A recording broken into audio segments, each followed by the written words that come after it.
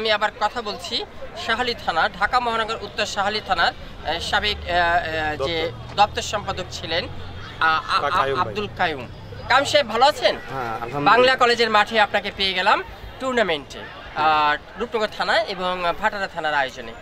ভালো আছেন? দীর্ঘ 17 বছরে আপনাকে দেখেছি মাঠ পর্যায়ে বিভিন্নভাবে আপনাকে কষ্ট করতে, আন্দোলনে জিয়া আদর্শের সৈনিক হিসেবে আমরা জানি আপনাকে। তো শাহালি থানার পক্ষ থেকে বর্তমান পজিশনে চলমান কি গতিতে আছেন একটু বলবেন? আমরা ইনশাল্লাহ ভালো আছি। ঢাকা মহানগর উত্তর বিএনপির উদ্যোগে জিয়া আন্তঃথানা ফুটবল টুর্নামেন্ট আজকে অনুষ্ঠিত হয় সরকারি বাংলা কলেজ, ওইখানে রূপনগর থানা আর ভাটারা থানা। আচ্ছা, ওই আন্তঃথানা ফুটবল টুর্নামেন্ট যুব সমাজরে ওই মাদক বিশৃঙ্খলা থেকে রাখার জন্যই, সুশৃঙ্খল রাখার জন্যই ঢাকা মহানগর উত্তর বিএনপির আহ্বায়ক জননন্দিত নেতা জনাব আমিনুল ভাইয়ের উদ্যোগে ও সদস্য সচিব মোস্তফা জামান ভাইয়ের উদ্যোগে যুব সমাজকে করার জন্যে এই খেলাটা অনুষ্ঠিত হয়। আচ্ছা, আর শাহালি থানা বিএনপির সমস্ত কার্যকলাপ এবং কার্যক্রমের মধ্যে সেলিমউদ্দিন দেওয়ান গ্যাস ভাইয়ের নেতৃত্বে বিশৃঙ্খলতাভাবে সুশৃঙ্খলভাবে মানে এগিয়ে যাচ্ছে বিএনপি বাংলাদেশ। আপনি আপনার পক্ষ থেকে আমি একটা জিনিস লক্ষ্য করেছি, আমরা দেখছি যে আপনি কিন্তু কোনো পোস্ট পজিশনে এখন না থেকেও আপনি কিন্তু চলমান যারা নেতা আছে বা সাবেক যারা আছে তাদের সাথে কিন্তু আপনি কিন্তু বন্ধুত্ব বন্ধনে আপনি কিন্তু চলছেন এবং সামাজিক যত অঙ্গ সংগঠন আছে সবাইকে আপনি উৎসাহিত করেন, ক্রীড়াঙ্গন জগৎ এবং রোধ করতে চেষ্টা করেন অপরাধ জগৎকে বিভিন্নভাবে আমরা আপনাকে দেখছি।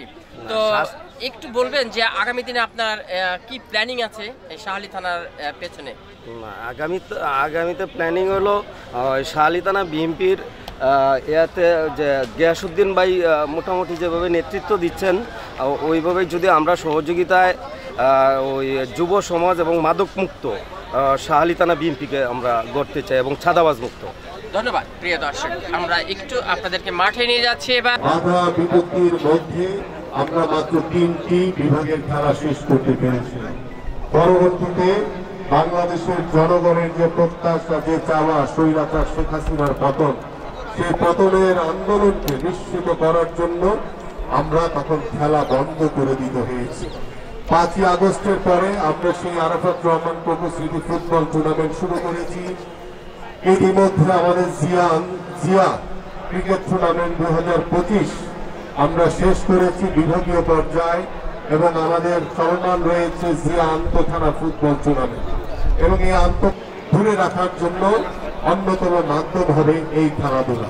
সেই খেলাধুলাকে প্রাধান্য দিয়ে আমাদের মাননীয় ভারপ্রাপ্ত চেয়ারম্যান জনাব তারেক রহমান বাংলাদেশের প্রত্যেকটি অঞ্চলে খেলাধুলাকে ছড়িয়ে দিতে বলেছে এবং আমরা যদি বাংলাদেশের জনগণের ভোটে আগামীতে যে অবাধ সুষ্ঠু নিরপেক্ষ নির্বাচন হবে সেই নির্বাচনে দেশের জনগণের ম্যান্ডেট নিয়ে যদি আমরা সরকার গঠন করতে পারি, বাংলাদেশ হবে একটি ক্রীড়াঙ্গনের বাংলাদেশ। এই বাংলাদেশ হবে একটি ক্রীড়ামোদীদের বাংলাদেশ। তাই আসুন সকল ষড়যন্ত্র মোকাবেলা করার জন্য সবসময় আপনারা প্রস্তুত থাকবেন। ইনশাআল্লাহ আমরা ঐক্যবদ্ধ থেকে এদেশের সাধারণ মানুষকে সাথে নিয়ে সকল ষড়যন্ত্র মোকাবেলা করে আমরা একটি গণতান্ত্রিক বাংলাদেশ গড়ব, একটি মানবিক বাংলাদেশ গড়ব। সবাইকে ধন্যবাদ।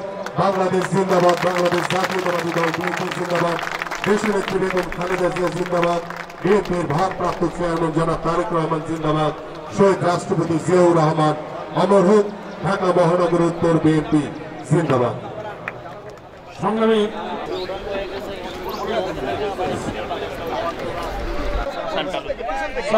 জাতীয় সঙ্গীত